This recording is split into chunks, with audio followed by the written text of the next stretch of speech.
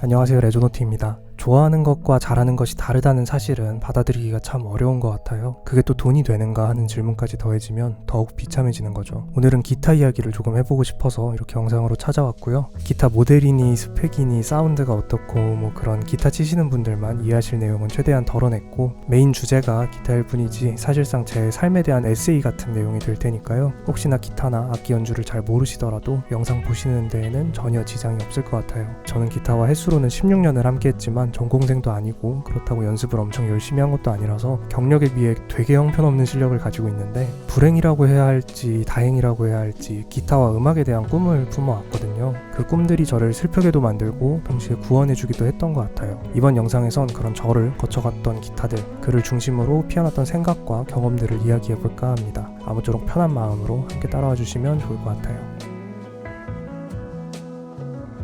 제가 기타를 처음 시작했던 건 12살쯤 초등학교 5학년 정도였어요. 당시에 제 상황이 여느 또래들과는 조금 달랐던 게, 말하자면 로봇 같은 아이였어요. 어른들의 기대라는 인풋을 넣으면 상위권의 성적이라는 아웃풋으로 정확히 출력되는 그런 기계적인 삶을 살던 아이였죠. 그렇게 초등학생 때부터 혼자 대중교통으로 수어 시간 걸리는 학원을 통학하면서 고등학교 과정까지 선행학습을 하고 시 대표로 영재교육 같은 것도 받고 그런 학창시절을 보냈는데, 문제는 지금 우리 사회도 그렇지만 자신들과 다른 것을 차별하고 배척하는 게 어릴 때는 더 심하잖아요. 유행에 민감하고 학교에서 화장실 쓰면 막 놀리고, 아무튼 그렇다 보니까 모난 돌이었던 저는 또래들과는 잘 어울리지 못했던 것 같아요. 그때는 잘 몰랐는데 돌아보면 정말 믿었던 단짝 친구들에게 은밀한 따돌림이라고 하죠. 그런 것도 당했었던 것 같고요. 그래서 이 기간에 어느 정도까지 속이 썩어 있었는가 하면, 보통 어린아이의 낮은 눈높이에서 아파트 같은 고층 건물을 바라보면 되게 높다, 저기 올라가서 친구들이랑 놀면 재밌겠지, 그런 생각을 하잖아요. 그 당시에 저는 10살 남짓했던 애가 동네 아파트 옥상 보면서 저기서 떨어지면 안 아프게 죽을 수 있지 않을까? 그런 생각을 떠올렸어요. 실제로 학교에서 심리검사 같은 거 하면 늘상 우울증, 인격장애를 달고 살았고요. 아무튼 그런 앞뒤가 다른 삶이었던 거죠. 겉으로는 어른들의 기대를 한 몸에 받으면서 말도 잘 듣는 그런 얌전한 아이였지만, 속으로는 만성적인 우울과 외로움, 한창 또래들과 어울릴 시기에 겉돌기만 하는 거였죠. 그렇게 스트레스가 극에 달하던 즈음에 어머니가 악기 하나를 배워보라고 하시더라고요. 그 이유도 제 마음을 돌보는 좋은 취지의 목적은 당연히 아니었고, 흔히 중산층 부자들의 특징 중에 악기를 하나 이상 다룰 줄 안다, 그런 문구를 보고 꽂히신 거였어요. 공부는 이미 곧잘 했으니까 악기도 다룰 줄 아는 완벽한 아들이길 바라셨던 거죠. 그래서 전 별로 생각도 없다가 처음엔 드럼을 쳐보고 싶다고 말씀드렸거든요. 속에 쌓인 게 너무 많았으니까 뭐라도 막 두들기고 하면 조금이라도 풀릴까 싶었죠. 그 얘기를 저희 큰 누나가 듣더니, 드럼은 무슨 드럼이냐, 여자 꼬시려면 기타를 쳐라 하더라고요. 그렇게 기타를 시작했어요. 딱히 큰 누나가 말했던 그런 이유 때문은 아니었지만 그냥 더 고민하고 싶지가 않더라고요. 애초에 제 선택으로 결정되는 그런 삶을 살던 것도 아니었으니까요. 5만원짜리였나 동네 악기점에서 브랜드도 없는 어쿠스틱 기타 한 대를 사주셨고, 학원도 한 3개월 다녀봤는데 재미가 없더라고요. 맨날 모르는 곡만 연습하고. 그래서 학원을 그만두고 혼자 유튜브나 구글에서 악보를 찾아서 제가 치고 싶은 곡들을 맨 땅에 박치기 하듯 치기 시작했어요. 제가 빠졌던 게 핑거 스타일이라는 주법인데, 쉽게 말하자면 음악의 3요소라고 하죠. 멜로디, 화음, 리듬, 그 세 가지를 기타 한 대로 해결하는 그런 주법이고, 또래는 물론이고 가족들과도 어울리지 못했던 외로움이 혼자서 모든 것을 해결하겠다는 그런 버릇이자 갈망으로 이어졌던 것 같아요. 그렇게 고등학교 졸업까지 거의 8년에 달하는 기간 동안 그 5만원짜리 어쿠스틱 기타 하나와 함께 했어요. 기간이 전체의 절반인데 반해 남겨놓은 사진도 없고 그 이상 특별할 것도 없는 그런 이야기였어요. 대학교 신입생 때 어쿠스틱 밴드 동아리에 들어가게 됐는데, 이때 제 두 번째 기타를 사게 됐죠. 대학 입학도 했고 마침 생일이었고 공연도 해야 하고 그런 이유들이 겹쳐서 조금 가격대가 있는 30만원 정도의 기타를 한 대 어머니가 사주셨어요. 그 기타로 공연들도 즐겁게 올라가고 이런저런 인간관계들도 어울려보면서 비로소 제 삶을 조금씩 살게 된 것 같아요. 그렇게 억눌려 있던 자아가 뒤늦게 커지기 시작하니까 욕심이 나더라고요. 연주를 하면서도 채워지지 않던 그 무언가, 속에 쌓인 응어리진 감정의 해소, 그런 쪽으로 시선이 갔던 것 같고, 편의점 알바하면서 받은 첫 월급으로 네이버 스토어에서 일렉 기타 입문 패키지를 샀죠. 기타랑 조그만한 앰프에서 한 10만원 했던 것 같은데, 그땐 아는 게 없었으니까 마냥 신났었죠. 자취방에서 일렉 기타를 헤드셋 끼고 쳐보니까 너무 좋은 거예요. 어쿠스틱 기타에서 낼 수 없었던 소리들도 나고 정말 귀가 먹먹해질 정도의 시원함도 있고, 의도치 않게 밤을 정말 많이 샜던 것 같아요. 저녁에 자취방에 들어와서 기타를 치기 시작하면 무아지경으로 해 뜰 때까지 잡고 있었던 거죠. 아마 제 만성적인 불면증도 이때 시작된 게 아닐까 싶은데, 아무튼 어쩌면 처음으로 제 감정을 마주하고 또 폭발하듯 표출해내는 경험이었고, 그 지점에서 20년치 묵은 카타르시스가 쏟아져 나오는 거였죠. 단순히 어쿠스틱 기타를 치던 사람이 일렉 기타로 전향하는 시점이 아니라 모든 선택과 감정들을 억압받고 스스로도 눌러왔던 아이가 비로소 자신을 드러내고 그 과정에서 자신을 되찾아가는 일종의 전환점이었다고 생각해요. 군 입대를 하고 자대에 도착했는데 어쿠스틱 기타 한 대가 있더라고요. 선임분들이 쓰다가 물려주고 가신 거였는데 우연히도 한동안 기타 치는 사람이 없어서 방치되다가 제가 오니까 감사하게도 저한테 주신 거였죠. 그렇게 그 기타를 가지고 재밌게 놀다가 계속 일렉 기타가 아른거리는 거예요. 일종의 금단 증상이라고 할 정도로 심했었고, 결국엔 행보관님, 부대의 실세이신 행정보급관님과 딜을 했죠. 군필자분들은 아실 텐데 부대 내에서 전자기기 반입이나 사용에 되게 예민하거든요. 그래서 행보관님도 네가 무슨 군악대도 아닌데 일렉 기타를 들여오겠다고 하냐, 안 된다 하시면서 거절하셨었는데 열심히 커피 타드리면서 점수 따고 군 규정도 하나하나 찾아보면서 끈질기게 설득했죠. 결국엔 전역할 때 공연 한번 하고 가라 하는 조건으로 허락해 주셨고, 물론 공연은 안 하고 도망쳤죠. 행보관님 되게 아쉬워하시더라고요. 아무튼 10만원대의 일렉 기타, 직전에 쓰던 것보다 조금 비싼 빨간색 기타를 구매했고, 당시만 하더라도 군악대도 아닌데 기타를 들여온다고 하는 보수적인 시선들이 아무래도 많았어서 부대 입구 위병소 쪽에 우체국이 있었는데 동기 하나랑 무슨 밀수작전, 첩보작전 하듯이 그 큰 박스를 들고 들여왔던 기억이 있어요.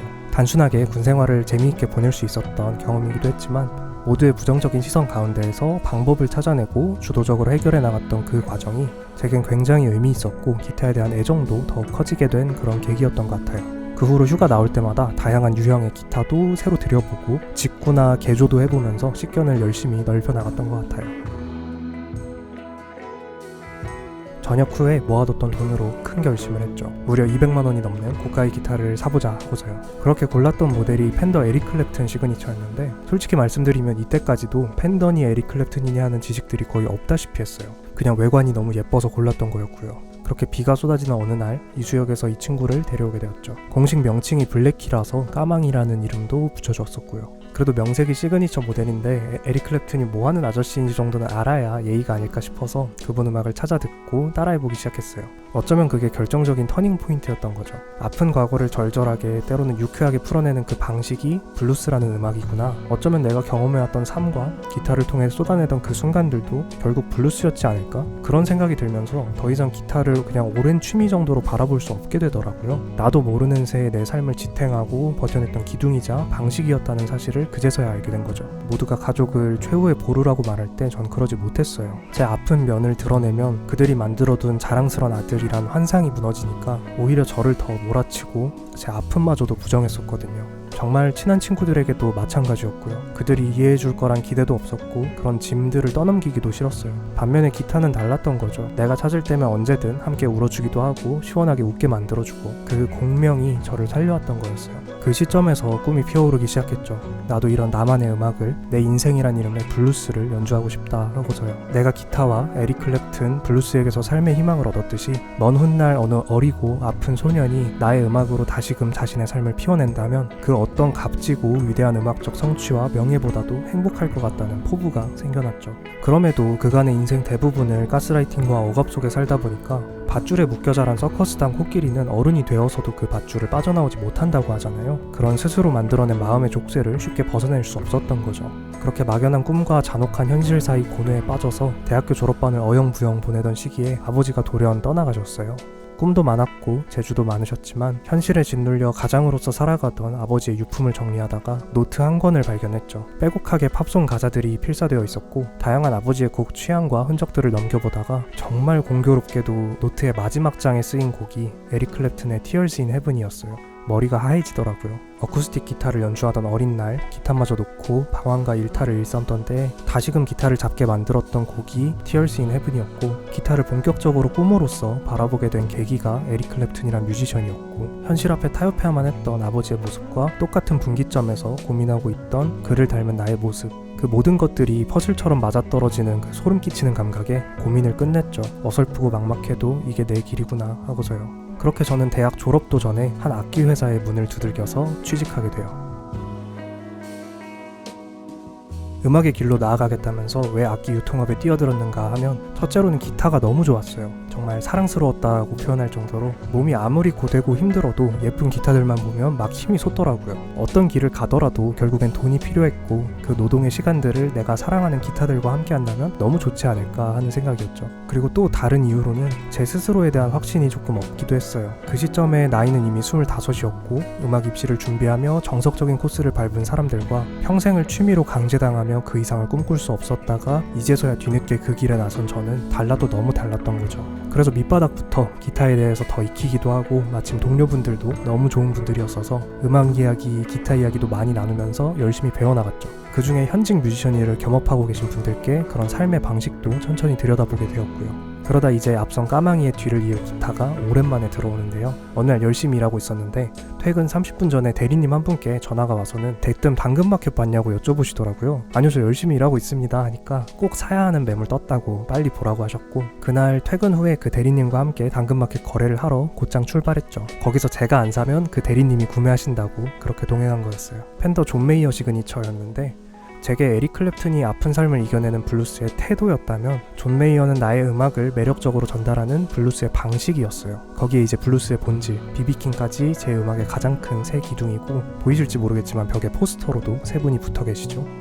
이거 티셔츠도 에릭 클랩튼 티셔츠고요. 아무튼 그렇게 데려와서 누런 넥이 참 매력적이어서 누렁이라는 이름을 지어줬고, 까망이와 2인 체제로 함께 지내게 되었는데 이 지점에서 제 고질적인 문제점을 발견했죠.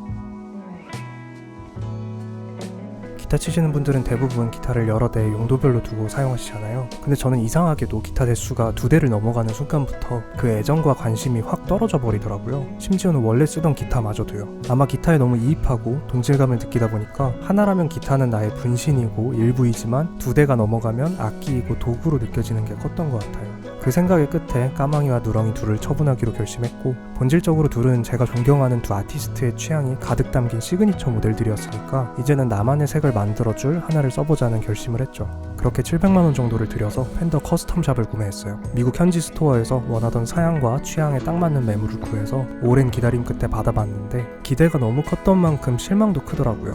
기타 자체는 정말 너무 마음에 들었어요. 소리도 압도적이었고, 근데 처음 배송 왔을 때 케이스가 파손되어서 왔고 사용한 지 얼마 되지 않아서 잔고장 나고, 그런 사건이 이상하게 이 친구한테만 계속 이어지다 보니까 처음에 제 기대는 이 기타를 사면 회사 일에 찌든 내 삶도 바뀔 것만 같고 본격적으로 나의 음악이 시작될 듯한 그런 희망을 품었는데, 정작 바뀌는 거 하나 없이 기타나 제 자신이나 망가지고 고쳐지기만을 반복했던 거죠. 어떻게든 정을 붙여보려고 열심히 노력을 하다가 결국 눈을 다른 곳으로 돌리게 돼요. 새로운 기타였죠. 결국 또다시 시그니처 모델을 사게 됐어요. PRS의 존 메이어 시그니처 실버 스카이였죠. 당시에 존 메이어 혼자만 쓰던 프로토타입 색상이라 너무 예쁘다고 생각하면서도 살 방법이 없었는데 정식으로 출시가 됐고 곧장 직구로 구해서 데려왔죠. 정말 만족하면서 사용했어요. 그렇게 커스텀샵에는 매그, 목련의 영어명 매그놀리아의 줄임말을 이름으로 붙여줬고, 실버 스카이에는 하피, 부채머리 수리의 영어명인 하피 이글을 줄여서 이름으로 붙여줬고, 나름 사이좋게 지냈었던 것 같아요. 그러던 작년 5월에 건강 악화로 회사를 나오게 됐어요. 당시엔 일이 많고 바빠서 몸이 상했다고 생각했는데 돌아보면 나는 내 음악도 제대로 만들지 못한 채 회사 일에만 매진하고 있는데, 그 순간에도 악기 시연이나 촬영차 방문하는 뮤지션들의 빛나는 모습을 보면서 질투가 쌓이고 조바심이 염증처럼 피어나면서 번아웃이 심하게 왔던 것 같아요. 그 암울한 시기의 첫 희생양은 매그였어요. 열심히 정을 붙여보려고 전념했었고 애정과 노력이 정말 많이 들어간 기타였지만 어느 순간에 기본 구성품으로 동봉된 기타 스트랩이 눈에 들어오더라고요. When You're Ready라는 슬로건이었는데 처음 들여왔을 땐 난 이미 뮤지션으로 성공할 준비가 됐어 하는 자만심으로 가득했다면 지금의 이 문장은 나에겐 아직 이르구나 하는 말로 보이더라고요. 그렇게 정말 좋은 분께 보내주었고, 이후에 전해주신 근황으로는 그분의 손에선 정말 좋은 소리, 행복한 순간들을 만들어주고 있다고 해서 한편으론 참 다행이란 생각이 들어요. 그리고 하피는 비교적 최근 이번 달에 떠났고, 사실 보내긴 싫었지만 현실을 받아들일 수밖에 없었어요. 퇴사 후 1년이 지난 지금까지도 마땅한 작업물을 만든 것도 아니고 새로운 직장을 구한 것도 아닌 쉬었음 청년으로 지내고 있으면서 400만 원이 훌쩍 넘는 기타를 제대로 치지도 않고 막연한 희망에 취해 있던 제 자신을 마주해야만 했죠.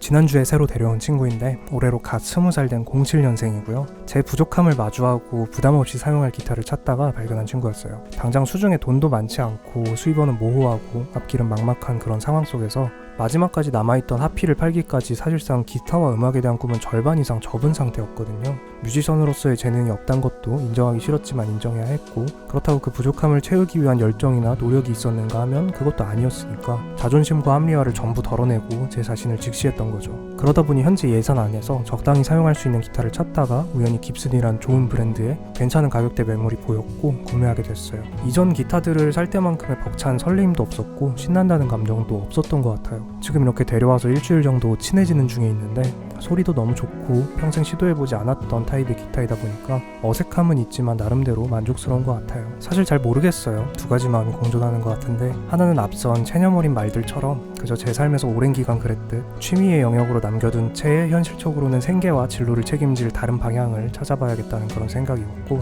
다른 하나는 어쩌면 그동안 비슷한 유형의 기타들, 비슷한 유형의 고민과 실패들과는 다르게 뉴페이스인 이 친구와 함께 새로운 삶을 다시 한번 꿈꿔봐도 되지 않을까 하는 그런 생각도 피어나는 것 같아요. 솔직히 말씀드리자면 지금의 제 상태는 정말 많은 것들을 잃었고 또 그 상실감에서 비롯된 슬프고 아픈 감정들마저도 이제는 전부 비워진 상태인 것 같아요. 정말 더는 잃을 게 없다고 느낄 정도로 텅 빈 상태인 거죠. 그래서 그런 건지 이유 없이 평온한 상태라고 할까요? 분명 객관적으로 막막하고 암담한 상황이 분명한데 이전에 많은 것들을 쥐고 있을 때에도 항상 느끼던 그 불안들이 이상하리만치 하나도 없는 역설적인 마음인 거죠. 그렇다 보니 이 친구를 대하는 자세도 이전에 좋아했던 기타들을 팔아야만 했던 아픔과 좌절된 꿈에 편린 이런 부정적인 감정이라기보다는 오히려 더 별 생각 없이 초연하게 대하게 되는 것 같아요.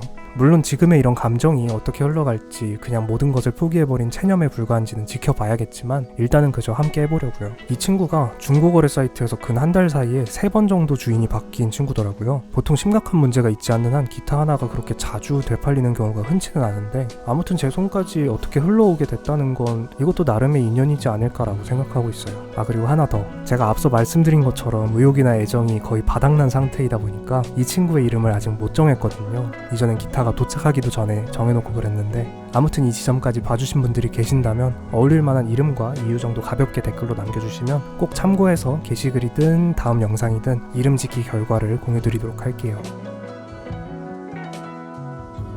여기까지가 저를 거쳐갔던 기타들과 그 기타 줄들로 엮인 제 인생 이야기였고요. 처음에 영상 주제 구상은 기타들 소개하면서 즐겁게 이야기하는 그런 그림을 떠올렸어요. 일종의 현 여친 앞에서 전 여친들 소개하기 같은 가볍고 흥미로운 이야기일 거라 생각했고요. 근데 지난 날들을 되짚어가며 대본을 쓰다 보니까 굉장히 무겁고 깊은 이야기까지 나온 것 같아서 한편으론 부끄럽고 또 이런 울적한 영상이 여러분들께 어떻게 보였을까 걱정도 되는 것 같아요. 그럼에도 조금 정리해보자면 기타와 함께했던 순간들이 제게 남겨준 것은 이 손끝의 굳은 살뿐만이 아니라 마음의 굳은 살도 함께 만들어준 게 아닐까, 그런 생각이 들었어요. 너무 아팠고 마음대로 되지 않던 순간들도 결국엔 기타 연주와 같은 원리로 더욱 단단해진 내 손이, 내 마음이 하나씩 풀어나갈 수 있지 않을까, 그렇게 믿어보려고요. 오늘도 긴 영상 시청해주셔서 감사드리고 앞서 말씀드렸던 이 기타 이름 추천 댓글로 꼭 부탁드리고요. 저는 더 좋은 영상으로 찾아뵙겠습니다.